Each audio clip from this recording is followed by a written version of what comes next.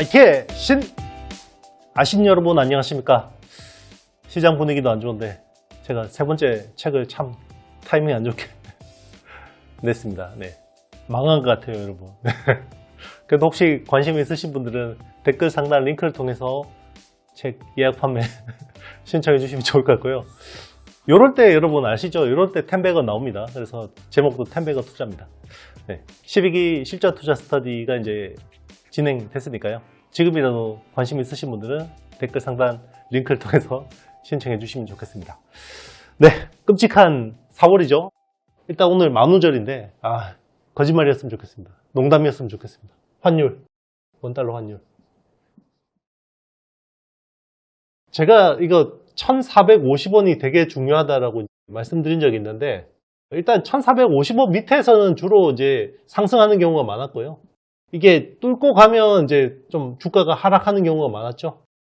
어떻게 보면 한은에서 디펜스 하는 금액 딱 이게 1450원이었는데 하염없이 뚫렸습니다. 네, 그래서 지금 1476원, 이거 이제 곧 1500원을 향해서 가고 있는데요. 1500원을 향해서 가고 있습니다. 이게 오늘 날짜 4월 1일이고요. 지금 주식시장은 소폭 반등하고 있는데 어제 빠진 거, 어제 공매도 3월 31일 공매도 재개됐죠. 네, 공매도 재개됐습니다. 저를 포함한 대다수 이런 이제 코멘트 하는 사람들, 네, 이들은 대부분 공매도가 큰 영향 없을 거다라고 이게 이제 결국 외국인 수급이 들어온다. 외국인 수급이 들어오고 이게 결국 롱숏 펀드들이 큰 자금이니까 이게 이제 저도 이렇게 봤습니다. 네, 그런데 생각보다 공매도 첫날 하락폭이 굉장히 셌고요. 네. 그런데 공매도 때문이라고 보기엔 좀 힘든 것 같습니다. 왜냐하면 주요 아시아 시장들 대만이라든지 일본 이런 데는 더 많이 빠졌거든요. 우리나라보다. 그러니까 일단은 트럼프의 관세, 네, 트럼프 관세의 영향이라고 봐야 될 것 같습니다. 관세 영향에다가 여기에다가 공매도까지 우리는 재개돼 버렸고, 지금 아시겠지만 지금 국내 정치적 불확실성이 극단으로 가고 있잖아요. 오늘도 한덕수 대통령 권한대행이 상법 개정안, 네, 상법 개정안을 거부했습니다. 이것도 아무래도 주가에는 안 좋습니다. 네, 안 좋죠. 네, 이런 것들이 지금 트리플 악재라고 봐야 되겠네요. 네, 트리플 악재. 그게 이제 지금 요 환율로 나타나고 있다고 보시면 될 것 같습니다. 네, 환율이 1,500원을 뚫고 갈 것 같습니다. 이게 사실 지금 1,476원도 금융위기 이후로 최대 수준입니다. 환율이 이 정도까지 치솟은 정말 최대 수준이고요. 물론 이제 지금 글로벌리 달러 강세 흐름이 있다고 하지만 그런 거 감안해도 우리나라가 굉장히 원화가 약세인 것은 분명하고요. 달러 인덱스가 작년 말 기준으로 연말 기준으로 24년 연말 기준으로 달러 인덱스가 한 109 정도 됐거든요. 109 정도 포인트가 됐는데 이게 이제 주요 6개국 환율 대비해서 달러의 강도인데 이게 한 103에서 104까지 떨어졌거든요. 그러면 달러는 이미 약세로 흘러오고 있다고 봐야 되겠는데 이제 우리나라 원화만 약세인 겁니다. 네, 원화만 약세인 겁니다. 그래서 굉장히 좋지 않습니다. 좋지 않고요. 이럴 때는 굉장히 지금 무리하시면 안 됩니다. 레버리지 굉장히 조심하셔야 되고요. 수비적으로 대응을 하셔야 됩니다. 그래서 지금은 사실 크게 수비적으로 할 게 뭐 있겠어요. 네.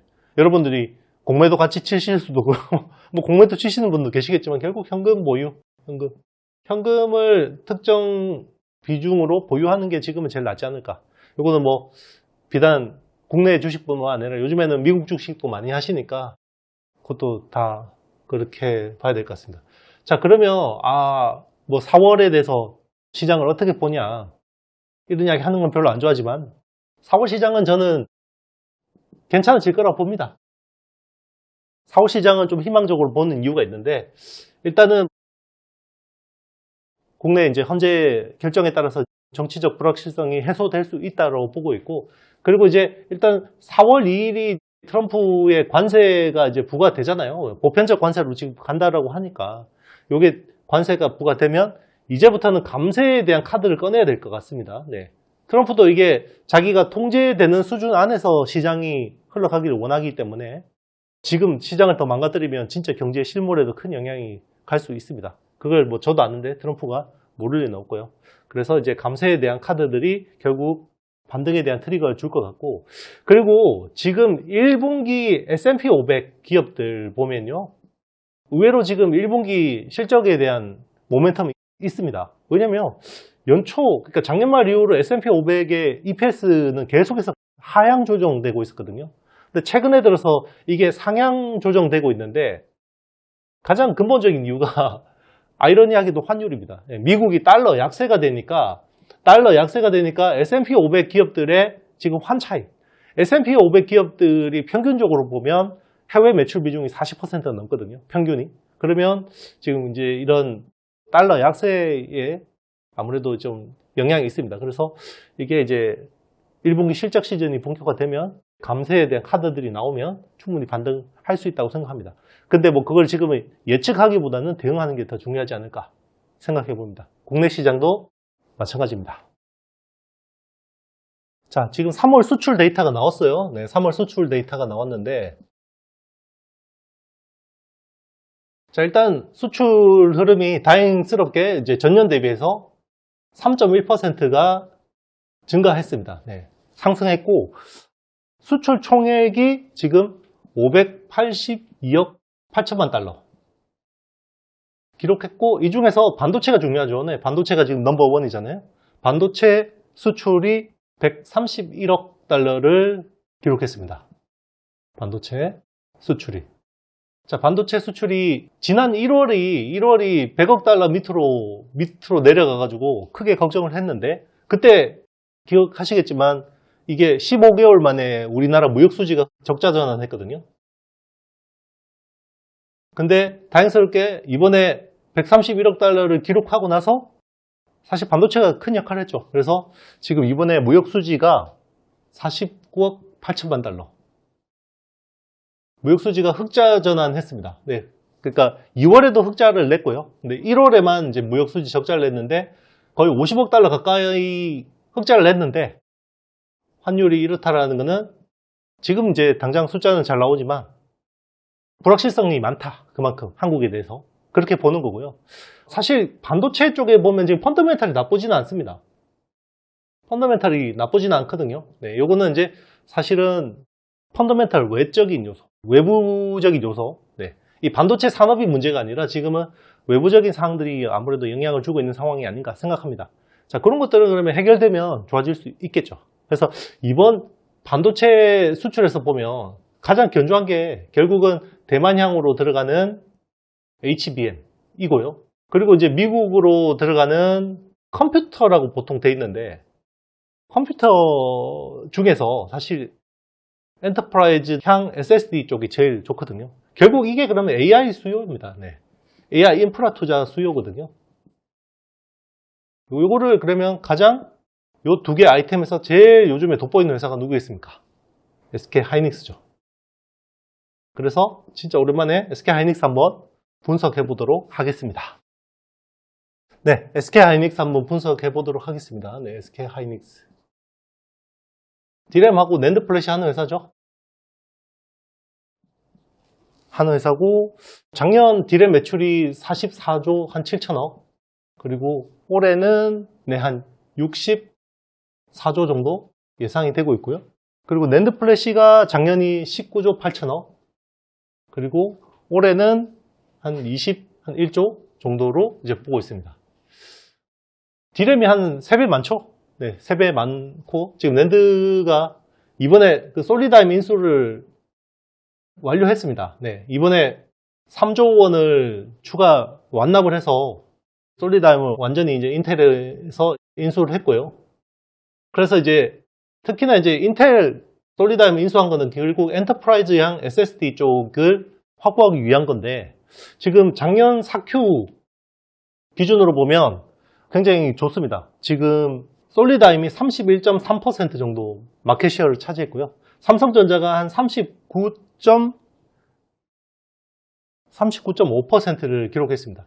그래서 이게 보면 전분기 대비해서 솔리다임은 한 3.4% 정도 포인트가 증가했고, 그 사이에 삼성은 한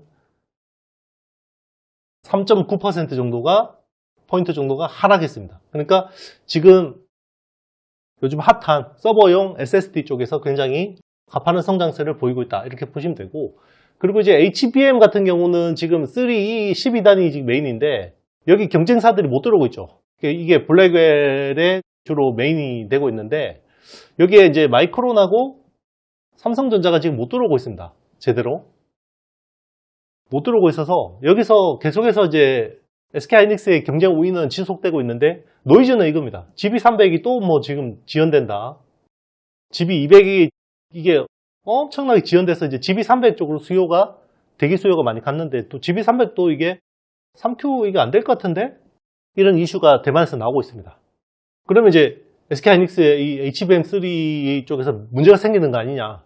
이건 너무 1차원적인 사고인 것 같아요. 자, 생각해보면 지금 AI 인프라 쪽에 투자는 엄청나게 지금 급한데, 만약에 그러면 GB300이나 GB200이 안 나오면 어떻게 돼요? 블랙웰 사면 되죠. GPU만. B200이나 B300 단품으로 사는 회사들이 많을 겁니다. 그래서 이것만 가져가서 자기네들이 서버 꾸려서 쓰는 회사들이 많아지겠죠. 실제로 GB200이 지연되면서 B200 단품 칩이 많이 팔렸습니다. 그러면 B300도 마찬가지 아닐까 생각해요. 그러면 여기서 들어가는 HBM은 제가 보기에는 이게 영향이 있나? 그렇게 크게 없을 것 같아요. 오히려 이제 지금 그레이스라는 CPU 쪽에 들어가는 소캠이 좀 영향이 있을 수도 있겠죠. 이쪽은 지금 뭐 마이크론이 메인으로 한다고 하니, 그래서 단품 칩으로 나가면 사실 하이닉스한테 미치는 영향은 제한적이다라고 생각합니다.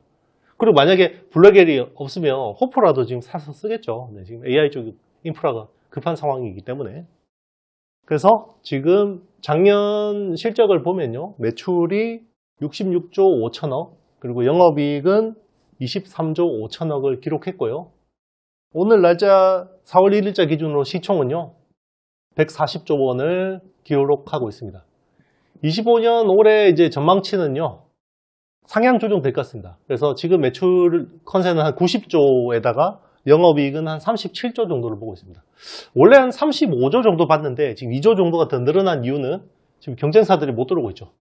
그래서 HBM 쪽에서 생각보다 더 좋은 퍼포먼스를 낼 것 같고, 그리고 지금 최근에 중국향 H20에서 이게 H22로 바뀌고 있잖아요. H22로 바뀌고 있는데 여기에 개선된 버전에서는 기존의 HBM3 대신에 HBM3E가 들어갑니다. 그래서 지금 엔비디아에서 하이닉스한테 이 HBM3 중국향도 납품해달라 이렇게 이야기를 한 상황이죠. 그래서 그게 지금 실적에 아마 추가로 업사이드가 있을 것 같습니다. 네, 여러분 제가 준비한 내용은 여기까지입니다. 네, 텐베거 투자 지금 책 예약 판매 받고 있으니까요. 많이 신청해 주시면 좋겠습니다. 그리고 12기 실전 투자 스터디 첫 번째 강의를 시작했고요. 혹시나 이제 지금 첫 강의는 녹화본으로 보시고 지금이라도 신청하고 싶다 하시는 분들은 댓글 상단 링크를 통해서 신청해 주시면 감사하겠습니다. 네, 저는 다음에 더 좋은 내용으로 찾아뵙도록 하겠습니다. 여러분 안녕.